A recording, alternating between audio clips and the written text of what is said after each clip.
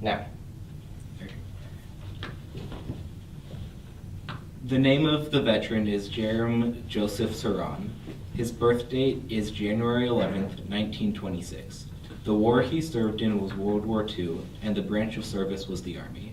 His highest rank was Private First Class. The date and place of interview is Davis, California, November 19th, 2015. The interviewers' names are Christopher Nelson, Taylor Zaccardi, Jonathan Gustafson, and Henry Moore.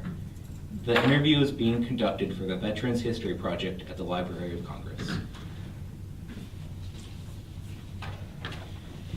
So, Mr. Suran, where and when were you born? New York City, and the date of birth is January 11th, 1926. What were your parents' occupations? My father was a tailor, my mother was a homemaker. Did you have any siblings? Yes, a sister. What were you doing before you entered the service? Like, what was your job? I was in school. I was in high school, Stuyvesant High School in New York. Did you have any hobbies before you entered? Yes, I liked astronomy. I liked chemistry, much to the dissatisfaction of my parents. I used to smell up the house with chemistry sets. And I was generally interested in science. Did you have any other family members who served in the military? No. And what was your outlook on the war before you entered the service? The outlook on the war? Like, what was your outlook on the war? Well, it was very patriotic. We considered World War II a very good war. The bad guys were Adolf Hitler's Germany, Tojo's Japan, Benito Mussolini's Italy. Those were the Axis countries that we were at war with. Our allies were England and France and Russia. So, how did you enlist in the service? Well, a bunch of Army people came to our college. At that time, I was in Queens College in the city of New York, and they offered us a program called the Army Specialized Training Program. And the deal was that you could choose your particular area of engineering. It could be either civil engineering, electrical engineering, chemical engineering, or mechanical engineering. And in 3 years, you would get a baccalaureate degree and graduate with the rank of lieutenant, second lieutenant. So it was like an ROTC program that was compressed into 3 intensive years. Why did you want to join the Army in the first place? It was a patriotic thing to do. In those days,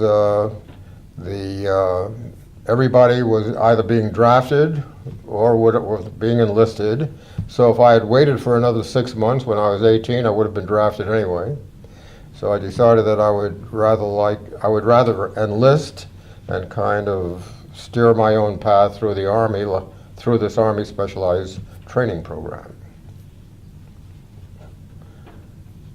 The Army, by the way, did not keep the contract. The Army Specialized Training Program in 1944 was discontinued, probably in preparation for the D-Day landings in Normandy, where I guess the Army decided they needed more infantry troops than they needed trained engineering troops. How did you feel about that? Not particularly well, but it was a wartime, and you had to follow the dictates of what the Army required as necessary. Why did you choose to enter the infantry when you enlisted? I did not. I entered the Army Specialized Training Program, and when the program was abandoned, we were just automatically transferred to the infantry. I had no choice. And did your family know that you were enlisting? Yes. I had to have my parents had to sign the enlistment papers since I was only 17. But the lure to them was that I would be in this Army program, which was supposed to last 3 years, and the hope was that by the time I finished the program and graduated with a commission, the war would be over. But the Army did not keep the contract.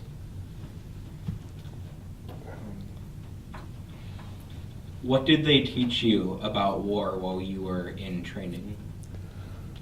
All of the things we would have to use, we were, for example, we learned how to use 45 caliber pistols, 30 caliber carbines, 30 caliber M1 rifles, 30 caliber machine guns, 50 caliber machine guns, 57 millimeter anti-tank guns, and all of those things that we would probably need to use during the war.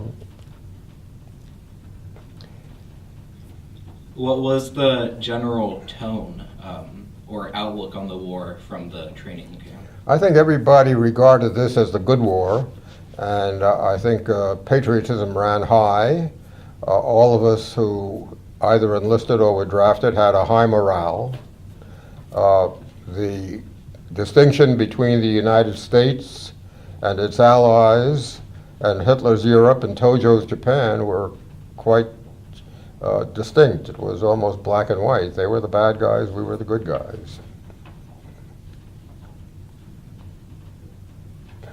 What did you do in your downtime while you were in training? Didn't have any downtime as far as I recall. It was a very intensive time. We either studied or we trained. The training was ROTC training. We were training with the implements of war, the kind of things that I mentioned, machine guns, rifles, pistols, grenades. We were trained how to jump off a ship in case it was sunk, carrying a rifle and 50-pound pack on your back, and how to swim with that and keep the rifle and ammunition dry. So all of those things were part of the training. Did you make any friends while you were in I had a lot of friends. A very close buddy by the name of Charlie Hassert.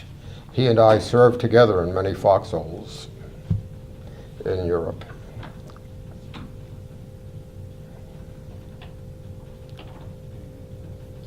Did training really prepare you for war emotionally and physically? It did. It certainly did physically. The physical part of the training was excellent. We had to do various things, including go through a course where they had dummies simulating men who had various kinds of war injuries, and we were trained how to give them initial training until the medics could reach them. So that was kind of a gruesome part of the training, but otherwise the training was fairly physical. We had to do 10-mile marches, for example, in all kinds of weather, carrying 50-pound packs and rifles, and so we were well trained physically. And did you receive any specialized training? The specialized training for the infantry was on all these weapons that I spoke of.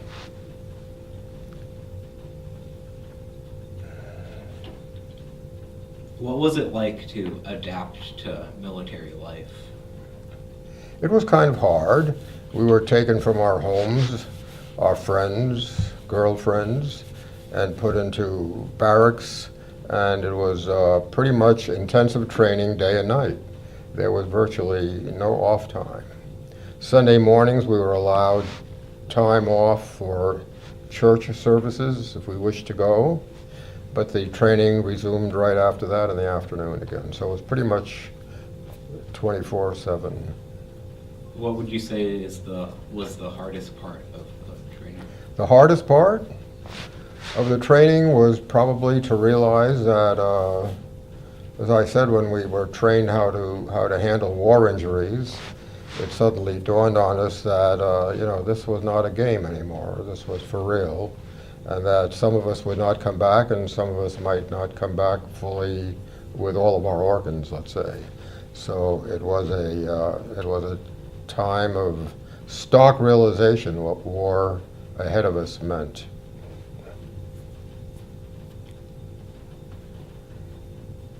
And were there any parts of training that you would consider especially beneficial?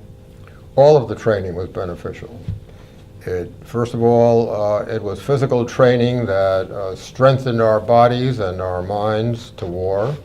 We had to do a lot that I never would have done in civilian life in the way of physical development. And I think the Army gave us, the basic training that the Army gave us conditioned us very well physically. And they tried to condition us emotionally as well for facing warfare. All right. Geographically, where did you serve? Geographically, I served in what was called the European Theater of Operations. We fought in France and Germany, and those two countries were primarily it. And then I was in the occupation of Germany and Austria. What division of the 66th Infantry did you serve in? Say that again, please. What division of the 66th Infantry did you Oh, I was serve in an anti-tank company.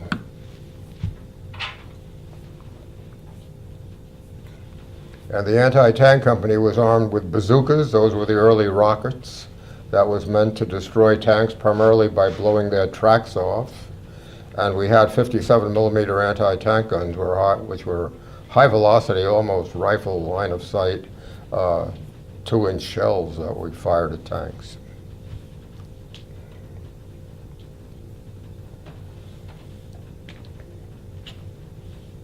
Do you remember what you were doing when the Leopoldville sunk? Yes, that was in 1944 on Christmas Eve, with a loss of 800 lives. Do you remember what you were doing, though? Yes, I was on it was called an LST, which stands for Landing Ship Tanks.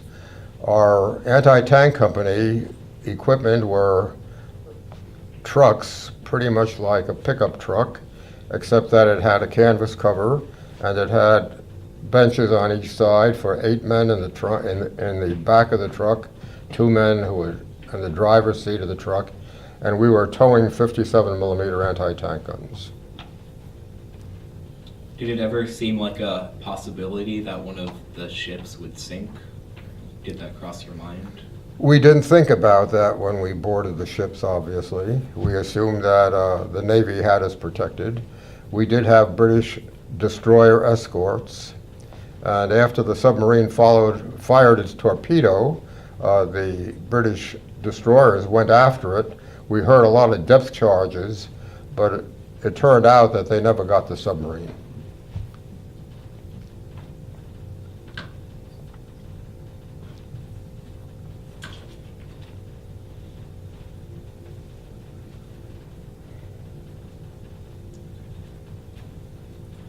So, what was your experience in the Battle of the Bulge? It was a terrible time. I remember the weather was awful. It was hard to dig foxholes because the ground was frozen. It was a bad winter. We had a lot of snow. Half the time we didn't know where the enemy was. The lines were very fluid. There were rumors that a lot of the Germans were dressed as Americans, and that made things even harder. We developed special passwords that we used, hopefully that the Germans would not know, like who was a shortstop of the New York Yankees, or who was a major pitcher of the New York Giants. Baseball questions, which we hoped that enemy troops that were dressed as Americans would not know answers to. So we were very careful with passwords, and I'm sure there were a lot of accidental killings of Americans by Americans, because it was a very, as I say, the lines were very fluid and things were very mobile at the time. How long were you there for the Battle of the Bulge? Well, the Battle of the Bulge started on December 17th and pretty much ended mid-January. So after that, my particular division, responsibility was to bottle up 2 groups, about 25,000 Germans who had been surrounded in the French port of Lorient, which was a submarine base for the Germans, and also another 25,000 Germans who were bottled up in the port of Saint Nazaire, that was also a submarine base for the Germans. And our job was to keep them contained and keep firing and hoping that we could hit ships, supply ships coming in and out of the ports. And they were firing at us, of course, to keep us from getting closer to their submarine bases. So it was a hard winter, and there was a lot of artillery fire that, I guess that had me worried most. But we also had a motto in the infantry, and that was that we're not worried about the bullet that has our name on it. The one that does worry us is the one that says to whom it may concern. So it was kind of a cynical look at our prospects. In other words, keep your head down as much as possible, but you have to get up and fire occasionally. What fighting techniques did you use to fight back? What kind of what? What fighting techniques or strategies did you use? Well, you know, I was a private first class, and the strategy of the war was a general's responsibility. What we did primarily was we tried to lay low as far, on the ground as much as possible, in foxholes as much as possible. But also we had to advance, and we had to come out, and we had to fire, and we just hoped that we would make it. A lot of us did not.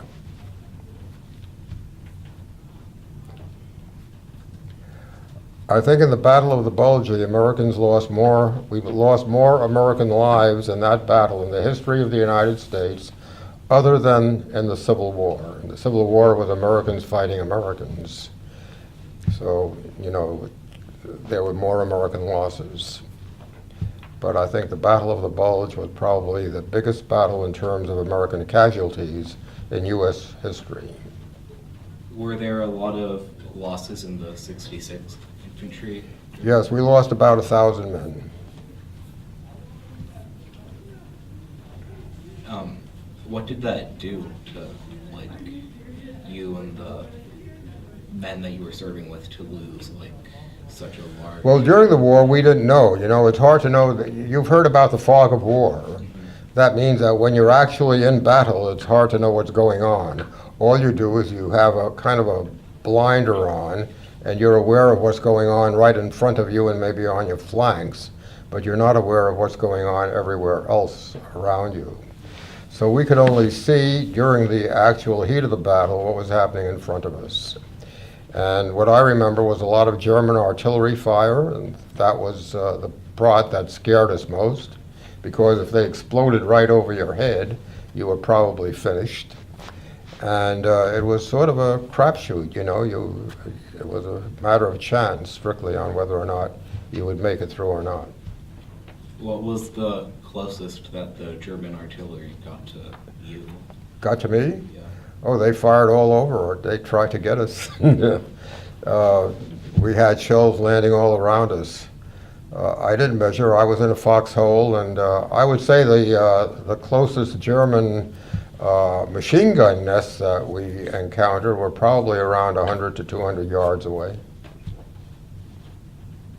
And that was too close.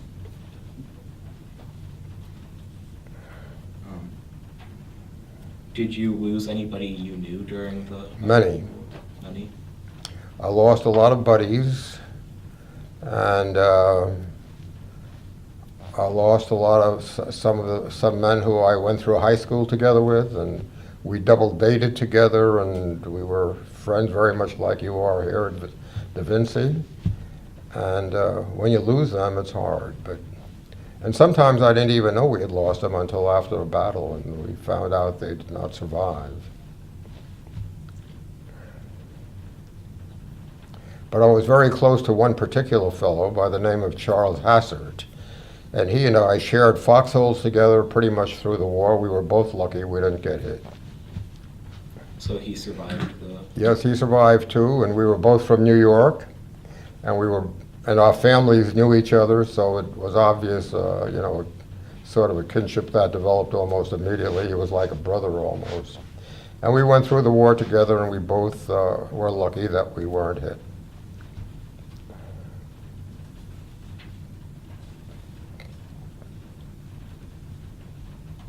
Through what route did you move along, and what places did you stay? Geographically? Yeah. The Battle of the Bulge, of course, occurred in Belgium primarily, and we then were assigned, the 66th Infantry Division was assigned to bottle up 25,000 Germans who were holding the submarine ports of Lorient and Saint Nazaire. So we had them surrounded, and our job was to keep them contained. And so that part of the war was pretty much artillery exchanges back and forth all the time. The Germans tried to push us back, and we tried to push them back. And we tried to get our artillery in range of the supply ships that were coming in to supply their submarines.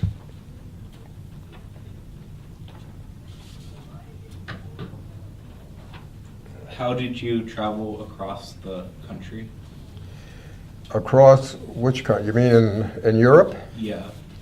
We had 3/4-ton trucks towing our anti-tank guns. So we were part of the infantry, but we were part of the mobile infantry. We weren't walking.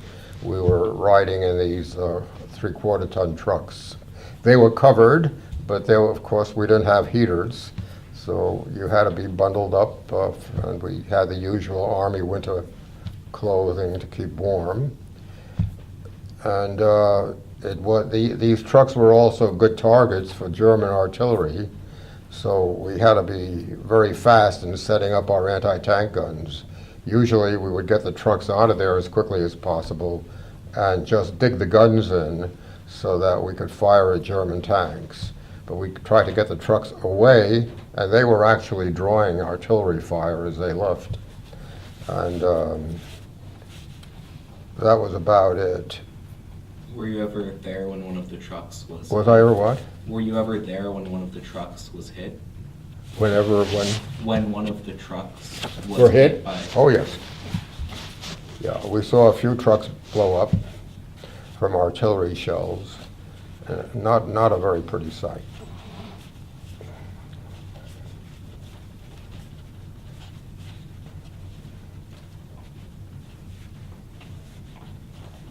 Could you give a brief overview of your time in the military, like what you saw? What I saw? Mm-hmm. Well, I remember the winter of 1944 was a very tough winter. You know, for some reason I remember being cold a lot of the time. And I remember also that the Germans probably had one of the best guns in the war, the 88. And that one took a large toll of our lives. So whenever we knew that a German 88 was firing at us, we tried to dig our foxholes even deeper than we normally would. But it was just one of those things that was a horrible time to go through. But when you have gone through it, like many of us did, we were happy that we did. We were happy that we beat the Germans. We were happy that we survived. We lost a lot of friends, but in the end, it was something that had to be done, and we were glad to be part of it.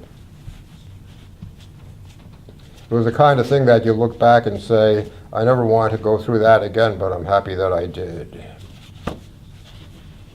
What was it like being in occupied Germany? It was kind of a funny thing because Americans are generally friendly people. And when we occupied Germany, the military part of Germany was destroyed. They were no longer a threat. The people seemed like people anywhere else. And of course, the natural tendency was to talk to them and to socialize with them, and the war was over. But the rules were that there was to be no fraternization between American troops and German civilians during the initial part of the occupation. And the reason for that was there was still a lot of Nazi soldiers who had taken their uniforms off and were in civilian clothes, and we never knew who was the enemy and who was not. There were a lot of Germans who were happy that the war was over and they wanted to be friendly, but we had no idea how to differentiate between those who still wanted to kill us and those who wanted to be friendly with us. It was a hard time. Not as hard as a hot war, by the way. You know, they weren't shooting us anymore. So it wasn't a matter of being afraid of losing your life. It was just a matter of following orders and not fraternizing with those who might still want to harm you.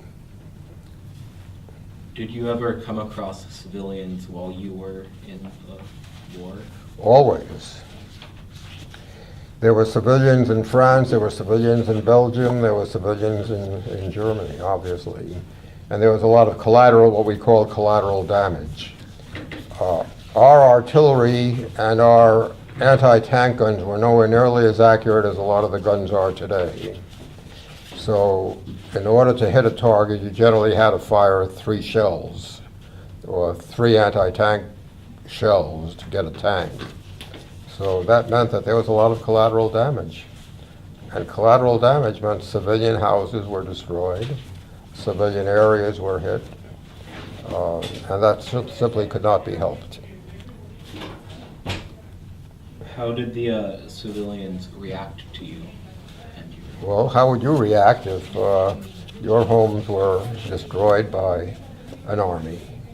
Obviously, they weren't friendly, but at the same time, they no longer had firepower that we did, so they had to succumb, basically.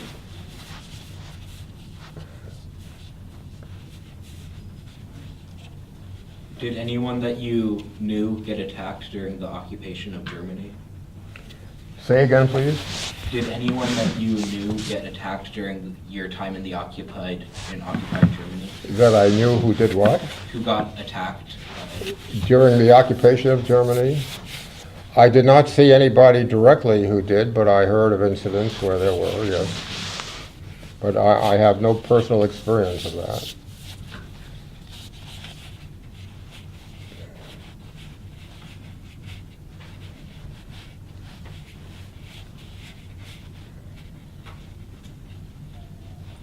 What was the most impactful thing that you ever witnessed? The most what? Impactful to you. Impossible? Impactful. Oh. I'm sorry, I still didn't get the right word. Impactful. Impactful. Impactful, oh. What impacted me most? Mm-hmm. Well, seeing buddies and seeing people that you trained with being killed is probably the most impactful thing that I remember from the war. And also seeing some of the damage that we did, which we did not intend to do to civilians, so-called collateral damage, that also impacted us. And but we felt that these were the conditions of war, and we had orders, for example, not to fire at churches or not to fire at any architectural features that were historic in Europe, which the Army badly wanted to preserve. But what do you do when you're being fired from those places? So it was, it was just a very tough time. And remember, I was a private first class. I had nothing to do with strategy. I was following orders, but also we followed orders that we felt were right. If I were ever asked, for example, to kill a civilian that was unarmed, I would not do it. And nobody I knew in our army would do it. But that doesn't mean that civilians were not killed accidentally.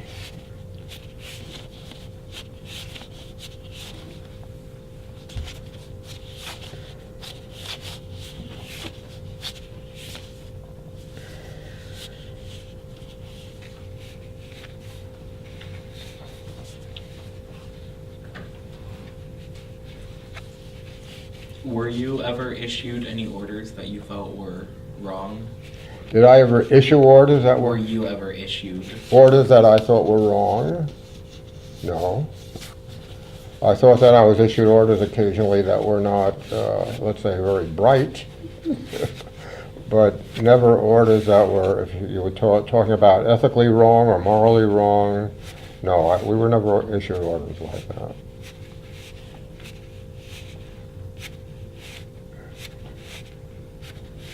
Have you stayed in touch with the friends that you made in the... I stayed in touch very much so with my foxhole buddy.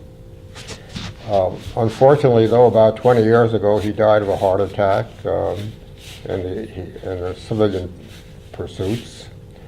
But he and I went through the war together, and we were from the same area of New York. We used to have lunch together quite often because we worked in areas that were close to each other. And our families became close. Our wives, at that time girlfriends, and ultimately wives, became close. And until he died of a heart attack, he was a very close acquaintance and friend.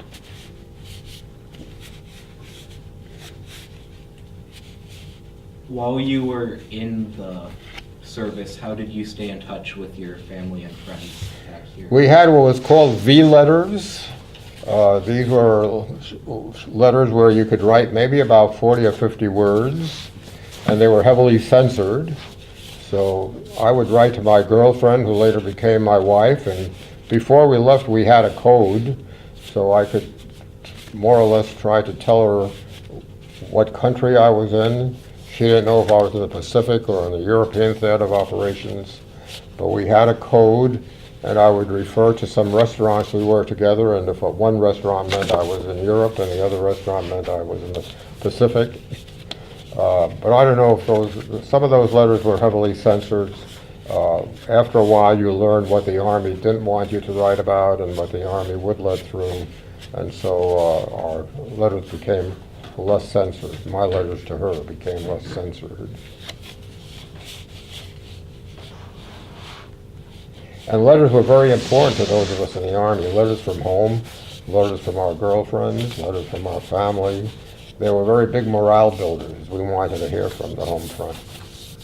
About how often would you receive letters? Oh, about once a week, maybe. The Army knew how important those letters were to our morale.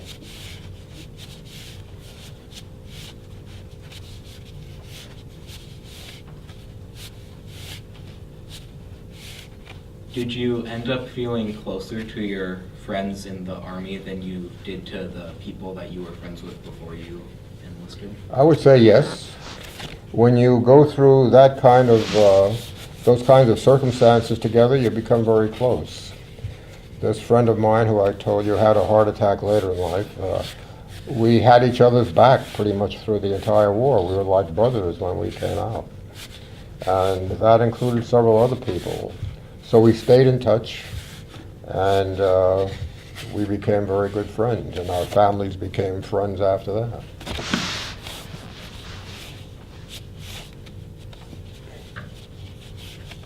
What did you do in your time off duty? Off duty? Well, we, during the war, our off duty, after about, well, I would say about maybe 6 or 7 weeks of steady combat, we were pulled back and given something like 1 week of rest. And I remember, especially in France, the French let us use some French chateaus to stay in. And for the first time, we could sleep in beds rather than foxholes. The first time we saw American women, which are generally American nurses, so we tried to flirt with them. And during the time we were in these chateaus and rest areas, a lot of us played touch football.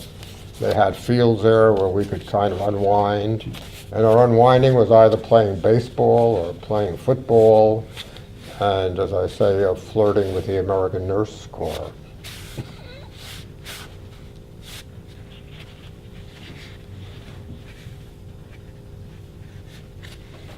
What was your outlook on the war during your time? It was very clear cut that we were fighting against a very bad group of people. I think the morale was high in the United States. It was clear that the Nazi regime of Germany and the imperial Tojo regime in Japan were really bad guys. And I think morale was high during the entire war. None of us who were fighting in World War II ever felt that it was something we didn't want to do. It was quite different from the later wars, like the Vietnam War or the wars in Afghanistan or in the areas around Afghanistan. This was a war that was very popularly supported by the American public. We had a very active home front that was for us. There was never any controversy during World War II that we were fighting the wrong war. And morale, I would say, was very high.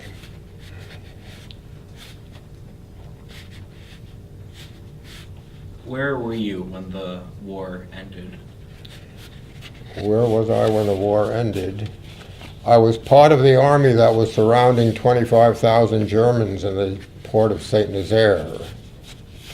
The war ended there. We took the surrender of the 25,000 Germans in the port of St. Nazaire, and another part of our division took the surrender of another 25,000 who held the port of Lorient in France.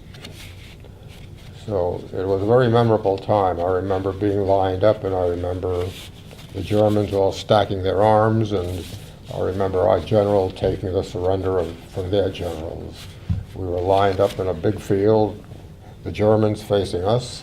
We were armed, they were now disarmed, and the general of the German army handed his pistol symbolically over to the general who commanded our army, and that was the official surrender. Very memorable moment.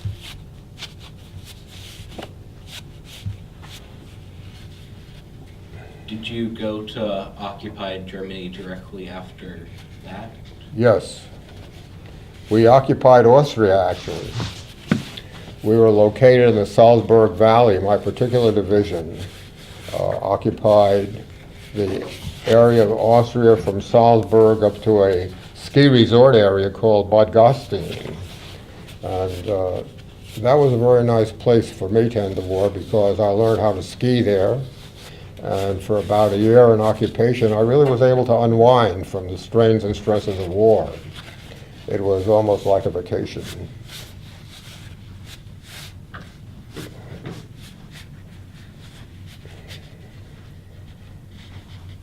Did you keep anything from the war, like a memento or anything? Yes. I have a pistol that I took off of a German officer who surrendered to us, handed the pistol to me. I had permission from the army to take it back as a souvenir of war.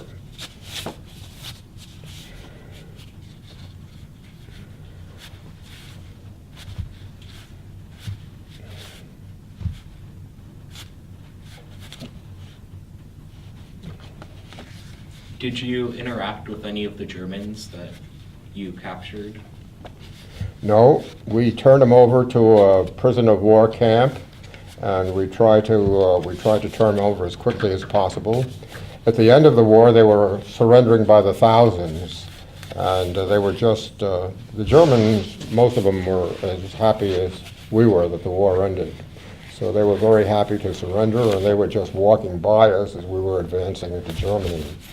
They were walking to a prisoner of war camps, practically under no guard. There were a few American soldiers walking along with them, I think primarily guiding them to where the prisoner of war camps were. And there they had shelter, given shelter and food, and while we were advancing into Germany.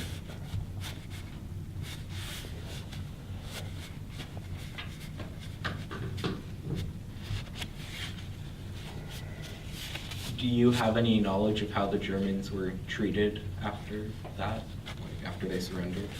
They were treated very correctly. I remember, though, when I was in Austria, one of my duties was to provide what was called a muscle for American interrogators who were interrogating German criminals of war, those who ran concentration camps, and those who were accused of atrocities to both American troops and civilians. And my job was to just stand there as they were being interrogated with a pistol loaded and ready to shoot if any of them tried to escape. So I heard a lot of the interrogations, and they were really very interesting to hear. And that was in Austria.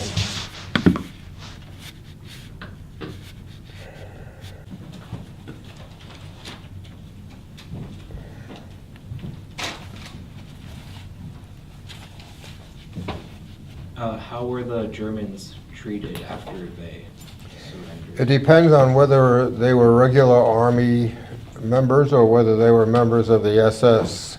The SS we treated as war criminals because they had, in fact, committed many atrocities, not only against civilians, but against American army troops. For example, the Malmedy massacre, where German SS took the surrender of a company of American men, a couple hundred, and the Americans thought they were prisoners of war, and the SS just mowed them down with machine guns after they surrendered. So after that, we weren't very nice to the SS troops, but we treated the Germans very correctly, the German prisoners of war very correctly, according to the conventions of war, the Geneva Conventions of War. And as I say, many of the regular Wehrmacht troops, the army troops, were very happy to surrender and get out of the war.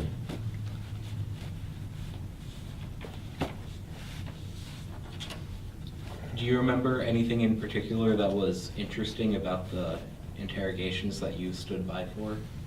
They all were very interesting. For example, the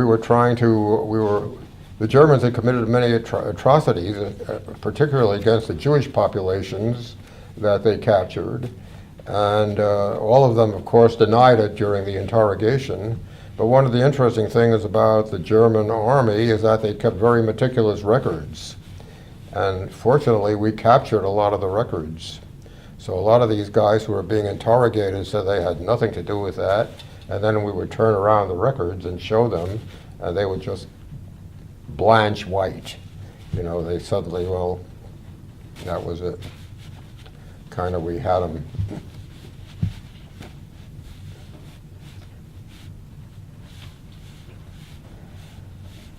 So how did you return home after your time in occupied area? How did I return home? By a little ship, a victory ship called the Haverford Victory.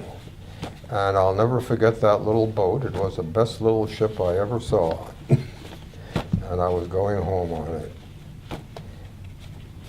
So we went overseas into war with the SS George Washington. That was a big American troop ship. But I came home on a little victory ship. I still have a picture of that ship in my office. How did your family and friends react when you returned home? Obviously very happy. My mother and father had a huge party with all my relatives, a coming home party. All the girls that I was writing to, and was writing to me, I should say, I started dating all of them. Didn't take very much time to try to get back into civilian life.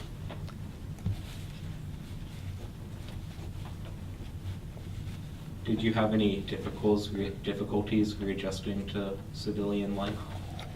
Not really, and one of the reasons I think for that was because I spent several months, maybe about 6 to 8 months in the occupation of Austria, and there I was able to unwind.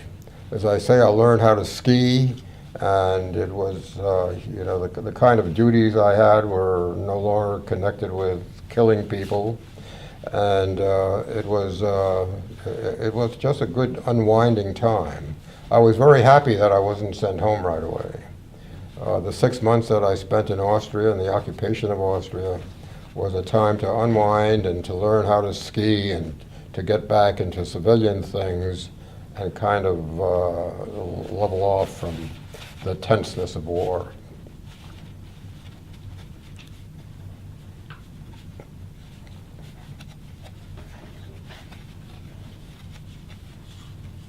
How did the general public react when or if they saw you on the street? Like, did Well, we were welcomed as heroes. It was quite different from the veterans who came back from the Vietnam War. We were heroes. I was very happy to wear the uniform on the street, but I took it off also as quickly as possible because I wanted to divorce myself from the Army and get back to civilian life. But whenever I came home in uniform, we were treated as heroes.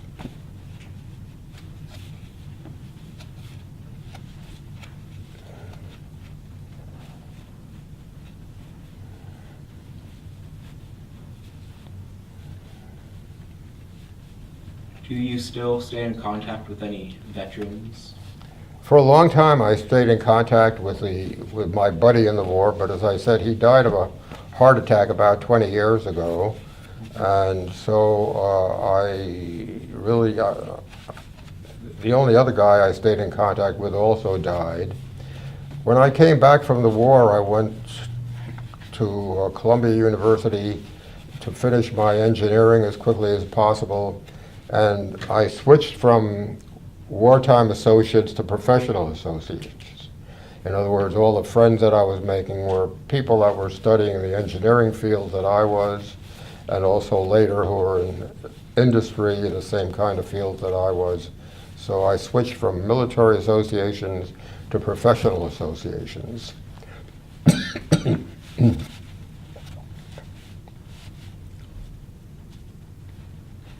Have you participated in any veterans organizations? Yes, I'm a member of the Veterans of Foreign Wars, but also, as I mentioned, this has been a passive association. I switched to professional organizations. I was active in the Institute of Electrical and Electronic Engineers and the American Association for the Advancement of Science, two professional organizations. So I switched to my concentration there and away from wartime organizations.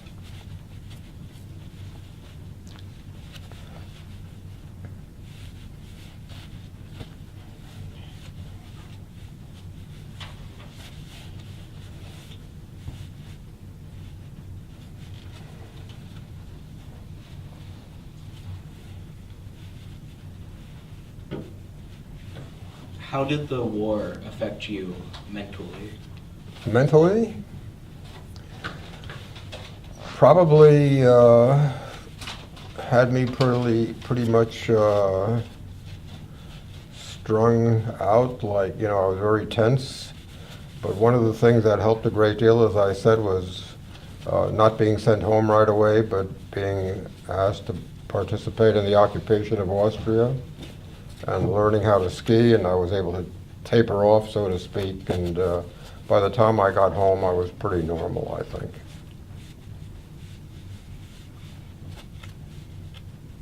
Did you act differently after the war than you did before the war? Well, you kind of grew up very quickly. My main focus turned to getting through college on the GI Bill of Rights. I wanted to go into engineering, which I did. I became an electrical engineer, and then my focus was on getting married, starting a family, and getting into my profession and going up, up the scale in my profession as quickly and effectively as I could.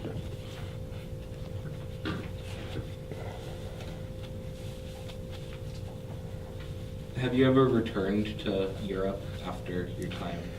Yes, with my my late wife, I returned for the first time in 1957, where I tried to retrace my steps through Europe with her.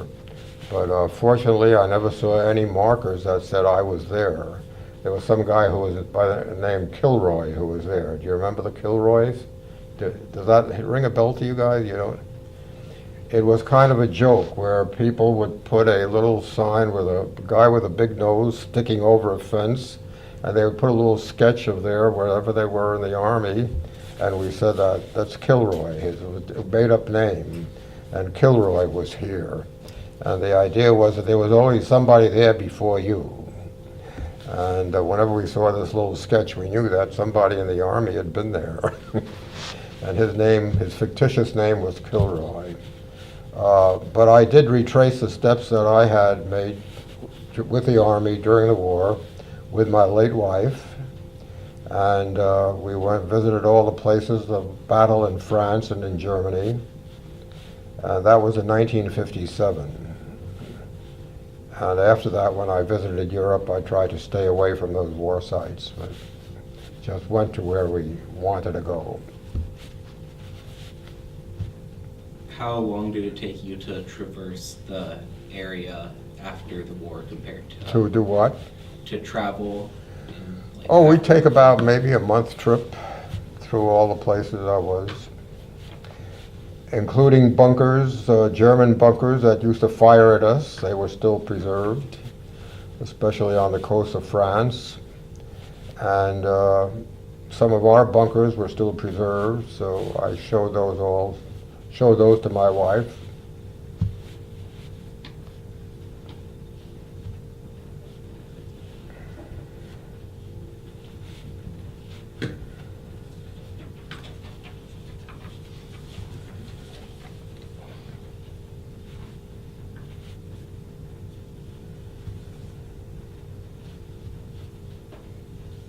If there was any one thing that you could have known before entering the war, what do you think it would have been? If there was anything that I knew before, you mean, or wanted to know Yeah, before? if there's anything that that now looking back, would have been helpful to know before. Probably never volunteer. But I'm very happy that I got through the war okay. I'm very happy that I was there. I'm very proud of the fact that I was part of the American Army that effectively defeated Nazi Germany and Imperial Japan. And I never regretted that I was in the Army. I would not want to go through it again, though.